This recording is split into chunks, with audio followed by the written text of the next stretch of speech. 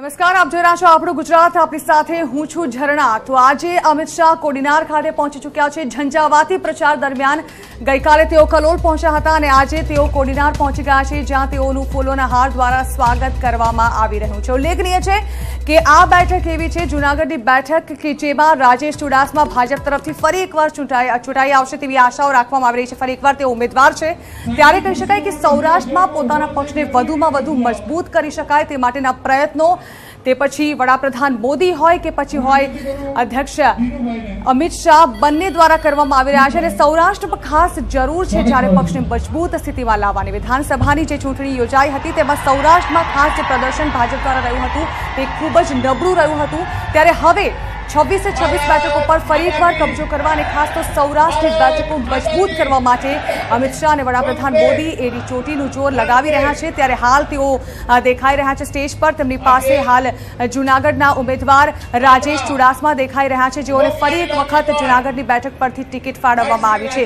આશા રાખવામાં આવી રહી છે કે ફરી એકવાર જંગી લીડ સાથે તેઓનો વિજય થાય. મનસુખ માંડવિયા પણ તેમની સાથે સ્ટેજ પર દેખાઈ રહ્યા છે. સૌ કોઈનું અભિવાદન ઝીલતા અમિત શાહ જે છે તે હાલ ત્યાં પહોંચી ચૂક્યા છે. અહીંથી તેઓ જાહેર સભાને સંબોધશે.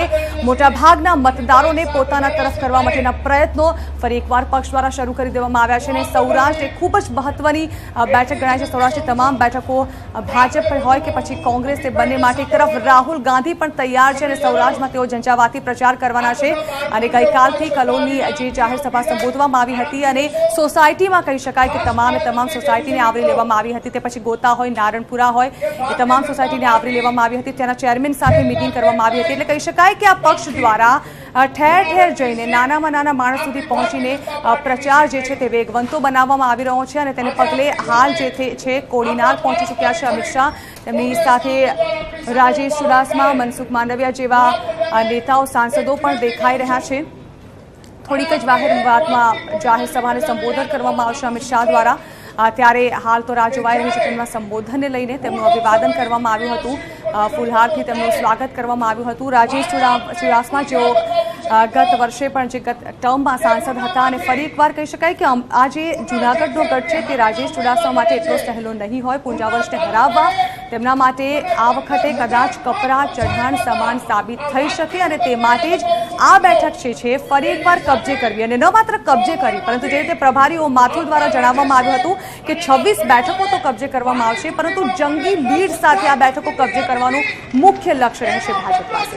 ત્યારે આ તમામ બેઠકો પર ફરી એક વાત ભગવો લહેરાઈ જાય અને તે પણ સારી લીડ સાથે તે માટેના પ્રયત્નો હાલ શરૂ કરી દેવામાં આવ્યા છે. વડાપ્રધાન મોદી હોય કે પછી હોય અમિત શાહ, તેઓ પ્રચારમાં કોઈ પણ કચાસ બાકી રાખવા નથી માંગતા. આજે તેઓ કોડીનાર પહોંચી રહ્યા છે અમિત શાહ અને અહીંથી તેઓ જાહેર સભાને સંબોધિત કરશે. હાલ મનસુખ માંડવિયા સાથે અમિત શાહ જે છે તે ગુપ્તગુર કરતા નજરે પડી રહ્યા છે. આ તમામ બેઠકો પર ફરી એકવાર કેસરીઓ લહેરાવવા માટે જાણે કે પક્ષ પૂરી તૈયારીઓ કરી ચૂક્યા છે. ગઈકાલે પણ કલોલમાં જે જાહેર સભા સંબોધવામાં આવી હતી તેમાં અમિત શાહ દ્વારા કહેવામાં આવ્યું હતું કે હું દેશ માટે નહીં પરંતુ અત્યારે તો મારા માટે મત માંગી રહ્યો છું. અને આજે કોડીનાર કે ત્યાં તેઓ પહોંચ્યા છે, ત્યાંથી કહી શકાય જૂનાગઢની આ બેઠક છે તેમાં જંગી લીડ સાથે રાજેશ ચુડાસમા ફરી વખત વિજયી બને તે માટેના પ્રયત્નોમાં હાલ તો પક્ષ લાગી ગયો છે. અને કહી શકાય કે સ્ટાર પ્રચારકોમાં એક અને એક ઉમેદવાર પણ કહી શકાય તેવા અમિત શાહ શાહની સવારી આજે કોડીનાર પહોંચી છે. બપોરે બરાબર 2 કલાકે તેઓ ડીસા પહોંચશે. ત્યાં પણ તેઓ એક જાહેર સભાને સંબોધન કરશે. તે પહેલા હાલ કોડીનાર ખાતે તેઓ પહોંચી ચૂક્યા છે. ફરી એકવાર એ તમામ વિકાસના કાર્યો જેના દાવાઓ હંમેશા ભાજપ સરકાર કરતી રહી છે તે તમામ કાર્યો જે છે તે લોકો સુધી પહોંચાડવા અને કઈ રીતે હકારાત્મક રીતે લોકો સુધી આ તમામ કાર્યો પહોંચાડી શકાય તે માટેના પ્રયત્નોમાં અમિત શાહ લાગ્યા છે. અને તે અર્થે જ તેઓ હાલ 26 બેઠકો જેને આવરી લેવાય તે પ્રકારે પ્રચાર કરવા માટે પહોંચ્યા છે. કહી શકાય કે આ એક બેઠક એવી છે જૂનાગઢ કે જેની આસપાસ સૌરાષ્ટ્રની અનેક બેઠકો, તે પછી જામનગર હોય કે પછી અમરેલી હોય કે પછી હોય રાજકોટ, તે તમામ બેઠકો પર કહી શકાય કે તેના વમળો ચોક્કસથી સર્જાશે અને તે એક હકારાત્મક અસર પક્ષ માટે પણ કરી જશે. અને તેના માટે જ કહી શકાય કે આ પ્રખર રણનીતિકારોમાંના એક એટલે કહી શકાય અમિત શાહ અને વડાપ્રધાન મોદી તે તમામનું કહી શકાય અત્યારે ફોકસ જે છે તે ફરી એકવાર 26 બેઠકો કબજે કરવી, જંગી લીડ સાથે કરવી, તેના માટેની તૈયારી. હાલ રાજેશ ચુડાસમા જે છે તે સભા સંબોધી રહ્યા છે. એવા વડીલ આદરણીય દિનુભાઈ સોલંકી રાજ્યસભાના સાંસદ આદરણીય ચુનીભાઈ તો એક તરફ જ્યાં અમિત શાહ કોડીનાર પહોંચી ચૂક્યા છે, જૂનાગઢની બેઠક માટે તેઓ પ્રચાર અર્થે અહીં પહોંચ્યા છે, ત્યાં બીજી તરફ રાહુલ ગાંધી પણ આજે અમરેલી પહોંચશે, જ્યાં ફરી એકવાર કોંગ્રેસ વિધાનસભા જેવો જુસ્સો જે છે બતાવવાની કોશિશ કરશે, ત્યારે રાહુલ ગાંધી જ્યારે અહીં મુલાકાતે છે ત્યારે પ્રવક્તા મનીષ દોશી પ્રતિક્રિયા આપી રહ્યા છે. આ મામલે મોદી સરકારમાં સબકા સાથ સૌકા વિકાસ એ થઈ ગયું છે અને ઉદ્યોગપતિઓને ન્યાય આપવો અને બાકીની પ્રજાનું જે થવું એ થાય એને સતત ન્યાય કરવો, ત્યારે કોંગ્રેસ પક્ષની અને ભારતીય જનતા પાર્ટીમાં મુખ્ય બે વિચારધારાની લડાઈ છે. એક તરફ કરોડો નાગરિકોને ન્યાય આપવા માટે રાહુલજીના નેતૃત્વમાં કોંગ્રેસ પક્ષ દેશમાં પરિવર્તન માટે આગળ વધી રહી છે, ત્યારે બીજી બાજુ માત્ર ને માત્ર ઉદ્યોગપતિઓને ન્યાય આપવો અને સરકારી તિજોરીમાંથી ઉદ્યોગપતિઓને જ સંપૂર્ણ લાભ આપવા એ જે ભાજપની નીતિ છે એનો મોટો આક્રોશ છે. અત્યારે પ્રધાનમંત્રી ફસલ વીમા યોજના એ પ્રધાનમંત્રી ફસલ વીમા યોજના ખેડૂતોના લાભને બદલે ઇન્સ્યોરન્સ કંપનીઓના લાભ ખાનગી કંપનીઓના લાભ માટે છે અને એના કારણે કરોડો રૂપિયાનું પ્રીમિયમ એ ખાનગી કંપનીઓ નફાખોરી તરફ લઈ ગયા છે. ગુજરાતનો ખેડૂત આર્થિક પાયમાલીમાં ધકેલાયો છે. દિવસ ઉગે ને સવારમાં એક જગતનો તાત જે આપણને કૃષિ પેદાશ આપે છે અને આપણા સૌના પેટ ભરે છે, એ જગતના તાત પોતે આર્થિક પાયમાલીમાં પોતાનું જીવન ટૂંકાવી રહેતું હોય ત્યારે ખેડૂત વિરોધી ભારતીય જનતા પાર્ટીની સરકારને જાકારો મળે, યુવા વિરોધી ભારતીય જનતા પાર્ટીની સરકારને જાકારો મળે, તેના માટે કોંગ્રેસ પક્ષના રાષ્ટ્રીય અધ્યક્ષ સન્માનીય રાહુલ ગાંધી આવી રહ્યા છે અને આ એ વિસ્તારમાં આવી રહ્યા છે જ્યાંથી પ્રથમ ગુજરાતના મુખ્યમંત્રી જીવરાજભાઈ મહેતા જેવા આગેવાનો અહીંયા આવ્યા હતા. આ એ ધરતી છે જ્યાંથી સુરા અને લોકો આગળ વધે છે, સંતની ધરતી છે અને એટલા માટે સત્ય આધારિત પ્રેમ આધારિત રાહુલજી અહીંયાથી સંદેશ આપશે. ચોક્કસથી સંદેશ આપણે મારી સાથે જોડાયા છે. બીજા અન્ય એક નેતા CWCના મેમ્બર પણ છે અને સેવાદળના રાષ્ટ્રીય અધ્યક્ષ પણ જોડાયા છે, લાલજીભાઈ દેસાઈ. લાલજીભાઈ, અનેક મુદ્દાઓ છે પરંતુ તમે ખુદ દેશનો પ્રવાસ કરી રહ્યા છો, કયા મુદ્દાઓ રહ્યા છે અને જે એક માહોલ બની રહ્યો છે ફરી એક વખત કે મોદી લહેર ફરી ચાલશે, ખરેખર ચાલશે ખરી કે પછી કોંગ્રેસની લહેર રાહુલ ગાંધીની લહેર ચાલશે? જ્યારે અમિતભાઈ અને નરેન્દ્રભાઈ એટલે નરેન્દ્રભાઈ અને શાહ આ બે જે સત્તાના નશામાં દેશમાં લહેરની પણ એમનો કાળો કહેર ચાલી રહ્યો છે. દેશની જનતા જે છે એણે મન બનાવી લીધું છે કે આ વખતે જે છે એ પરિવર્તનનો પવન ફૂંકાશે અને જે રીતે રાહુલજીએ સમગ્ર દેશમાં પ્રવાસ કરીને એક પછી એક જે મુદ્દાઓ આધારિત રાજનીતિની વાત કરી છે, એક બાજુ નરેન્દ્રભાઈ અમિતભાઈથી લઈને આખી એમની જે મંડળી છે એ લોકો જે છે આમ તો ટોળકી કહી શકાય, એ સંપૂર્ણ ટોળકી મુદ્દા સિવાયની વાત, જેવી ચૂંટણી આવી ભારત પાકિસ્તાન સ્મશાન કબ્રસ્તાન, ક્યારેક આતંકવાદ, ક્યારેક મંદિર મસ્જિદ, ક્યારેક એ લોકો જે છે અલી અને બલી, એટલે એ લોકો જે છે એ ગમે તેવા મુદ્દાઓને ઉછાળીને ભાવનાત્મક ખિલવાડ સાથે ચૂંટણી લડવા માંગે છે. પરંતુ તમે જોશો કે કોંગ્રેસ પક્ષના અધ્યક્ષ માન્ય રાહુલજી દેશમાં માત્ર ને માત્ર મુદ્દા આધારિત રાજનીતિની વાત કરે છે, એ ન્યાયની વાત કરે છે. છેલ્લા 5 વર્ષમાં જે ભારતના લોકોને જે અન્યાય થયો છે, જે પ્રકારે એ લોકોએ વાયદાઓ કરેલા, એ વાયદાઓ જુઓ તો રોજગારીનો વાયદો હતો, કાળાધન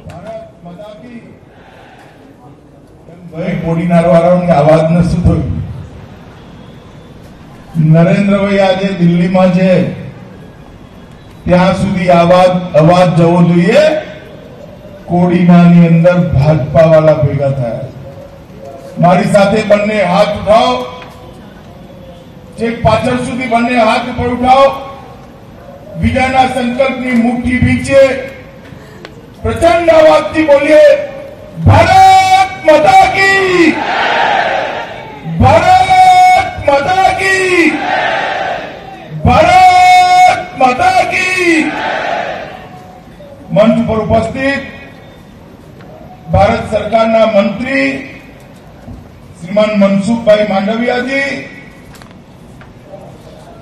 સંસદ સભ્ય શ્રીમાન સુનિલભાઈ ગોહિલ, મને કીધું બેસી જવાનું, આપણા સૌના લાડીલા કે ખાલી આજુબાજુ બેસી જાઓ, ફોન ડિસ્કનેક્ટ સોલંકીજી,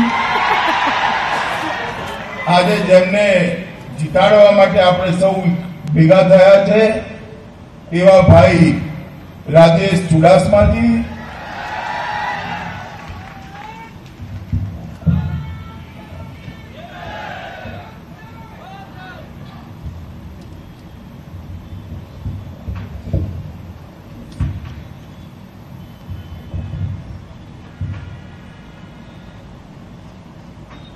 ગીર સોમનાથ જિલ્લા ભારતીય જનતા પાર્ટીના અધ્યક્ષ ઝવેરીભાઈ ઠકરાર, શ્રીમતી રૈયાબેન, પ્રતાપભાઈ ડોડિયા, જસાભાઈ બારડ, ગોવિંદભાઈ પરમાર, ભગવાનજીભાઈ કરગઠિયા, હીરાભાઈ હરિભાઈ સોલંકી, શ્રી રામભાઈ વાઢેર, શ્રી ડોલર કોટેચાભાઈ, શ્રી કિશોરભાઈ કુહાડા, શ્રી નાથુભાઈ રામ, શ્રી શૈલેન્દ્રસિંહ રાઠોડ, શ્રી જીસાનભાઈ નકવી, શ્રી સુભાષભાઈ દોડિયા, શ્રી ફાતિમાબેન જુનેજા, શ્રી શિવાભાઈ સોલંકી, શ્રીમતી પ્રભાબેન અને આજના કાર્યક્રમમાં ઉપસ્થિત ભાઈઓ, બહેનો, માતાઓ અને મારા જીગરના ટુકડા જેવા યુવા મિત્રો. મિત્રો, આજે હું દેશભરની અંદર ફરતો ભગવાન સોમનાથની ભૂમિ પર આજે હું આવ્યો છું. આ જ્યોતિર્લિંગ સોમનાથ અનેક યુગોથી આ સમગ્ર ક્ષેત્ર પર એની ધજાના આશીર્વાદ રહ્યા અને મારા જેવા અનેક સોમનાથ ભક્તોના જીવનમાં પ્રભુ સોમનાથની નિશ્રા એના સિવાય બીજો કોઈ આશરો ના હોય એવા જ્યોતિર્લિંગ સોમનાથના ચરણોમાં પ્રણામ કરી હું મારી વાતની શરૂઆત કરું છું. મિત્રો, આ ગીરનું ક્ષેત્ર, સિંહોનું ક્ષેત્ર, સાવજે મળે ને સાવજ જેવા જણે મળે એવું ક્ષેત્ર અને આ ક્ષેત્રની અંદર આજે ભારતીય જનતા પાર્ટીનો હું પ્રચાર કરવા આવ્યો છું. જ્યારે આકાશની અંદર સોમનાથના જ્યોતિર્લિંગની ધજા ફડફડતી જોઈએ ત્યારે વિચાર આવે કે સરદાર પટેલ ના હોત તો આપણું આ સોમનાથ મંદિર આજે પાકિસ્તાનની અંદર. સરદાર પટેલના કારણે જ જૂનાગઢ આજ ભારતનો અભિન્ન હિસ્સો બન્યું છે. મિત્રો, સરદાર સાહેબના કારણે એ વખતે હૈદરાબાદ, જૂનાગઢ અને કાશ્મીર આ ત્રણ જગ્યાએ પ્રશ્નો ચાલતા હતા. હૈદરાબાદ અને જૂનાગઢ સરદાર સાહેબે સંભાળ્યા અને કાશ્મીર જવાહરલાલ નહેરુએ સંભાળ્યું. હૈદરાબાદ અને જૂનાગઢની અંદર કોઈ સવાલ નથી. આજે ભારતની અંદર એક રસ થઈ ગયા. કાશ્મીરની અંદર આજે પણ પ્રશ્નો ઉભા રહ્યા છે. આ બતાવે છે સરદાર સાહેબ અને જવાહરલાલ નહેરુની કામની પદ્ધતિમાં શું ફરક. મિત્રો, આજે દેશભરની અંદર પૂર્વથી પશ્ચિમ અને ઉત્તરથી દક્ષિણ ફરતા આજે હું અહીંયા જૂનાગઢમાં આવ્યો છું. મિત્રો, હું જ્યાં પણ ગયો દેશ, બંગાળ હોય, કર્ણાટક હોય, મહારાષ્ટ્ર હોય, કેરળ હોય, ઓરિસ્સા હોય, દિલ્હી હોય, ઉત્તર પ્રદેશ હોય, દરેક જગ્યાએ એક જ વાત સાંભળવા મળે, મોદી મોદી મોદી મોદી મોદી મોદી. સમગ્ર દેશની જનતાએ એ નિર્ણય કર્યો છે કે આ ચૂંટણીના પરિણામોની અંદર પરિણામ સુનિશ્ચિત છે. દેશની જનતા આપણા નરેન્દ્રભાઈને ફરીવાર વડાપ્રધાન બનાવવા માટે તૈયાર બેઠી છે. મિત્રો, તૈયાર. અને ગુજરાતમાં પણ નરેન્દ્રભાઈને જયારે વડાપ્રધાન બનાવવા માટે દેશની જનતા તૈયાર હોય, ગુજરાત કઈ રીતે પાછળ રહેવાય? ભાઈ, ગુજરાતીઓ જરા બોલો, તું જોરથી બોલો. રહેવાય? જોરથી બોલો. રહેવાય? 26 સીટો ગઈ વખતની જેમ જ નરેન્દ્ર મોદીની ચોરીમાં નાખવાનું કામ ગુજરાતની જનતાએ કરવાનું છે. મિત્રો, ગુજરાતની જનતાએ કરવાનું. અને 26 સીટો નાખવાનો જો માહોલ બનાવવાનો હોય તો એની શરૂઆત આપણા જૂનાગઢથી કરવાની છે. કેમ ભાઈ, મોરા પડો છો બધા? કરવાની છે કે નહીં? જરા ખખડીને બોલો એટલે મને ખબર પડે. જોરથી બોલો, કરવાની છે કે નહીં? મિત્રો, આ જૂનાગઢની સીટ ભારતીય જનતા પાર્ટી માટે પ્રતિષ્ઠાની સીટ છે. આ દરિયાકાંઠો, એનો વિકાસ ભારતીય જનતા પાર્ટીના વિકાસ સાથે જોડાય. કોંગ્રેસનું શાસન આપણે જોયેલું છે મિત્રો, કોંગ્રેસના શાસનની અંદર આ દરિયાકાંઠાના વિકાસને અવગણવામાં આવે. હમણાં જ મોદી સાહેબ ઓગસ્ટ મહિનામાં જુનાગઢ આવ્યા હતા. ડેરીઓ કોંગ્રેસના શાસનમાં બંધ પડી ગઈ હતી. દુકાળના નામે આખા સૌરાષ્ટ્રની ડેરીઓ બંધ કરી હતી. મોદી સાહેબે જુનાગઢની અંદર દૂધ પ્રોસેસિંગ પ્લાન્ટ શરૂ કરી આ વિસ્તારના બધા પશુપાલકો માટે એક નવો આવકનો રસ્તો ખોલવાનું કામ આ ભારતીય જનતા પાર્ટીની નરેન્દ્ર મોદી સરકારે. ગુજરાત જુનાગઢ કૃષિ યુનિવર્સિટીની નવા કેમ્પસની શરૂઆત કરી, નવી સિવિલ હોસ્પિટલનું લોકાર્પણ કર્યું અને આપણા બધાનું ગૌરવ એવા સરદાર પટેલની વિશ્વમાં સૌથી ઊંચી પ્રતિમા સ્ટેચ્યુ ઓફ યુનિટી બનાવવાની શરૂઆત પૂરી કરી. આ ત્યાં આગળ વિશ્વભરના પ્રવાસીઓ સરદાર પટેલને શ્રદ્ધાંજલિ આપવા આવે એ પ્રકારનું સ્મારક બનાવવાનું કામ નરેન્દ્ર મોદી સાહેબ. બુલેટ ટ્રેન દેશભરમાં સૌથી પહેલા કોઈ જગ્યાએ જવાની તો આપણા ગુજરાતમાં જવાની છે. અને રેલ યુનિવર્સિટી પણ દુનિયામાં ભારતમાં સૌથી પહેલા બનવાની તો ગુજરાતની અંદર બનવાની છે. મિત્રો, રાજકોટની અંદર એમ્સ ખોલી નરેન્દ્ર મોદીજીએ સૌરાષ્ટ્રના બધા પેશન્ટોને અમદાવાદ સિવિલમાં જવું જ ના પડે એ પ્રકારની વ્યવસ્થા રાજકોટ એમ્સના માધ્યમથી નરેન્દ્રભાઈએ કરી. અને સૌરાષ્ટ્રના બધા ગરીબો માટે આવનારા દિવસોમાં આ એમ્સ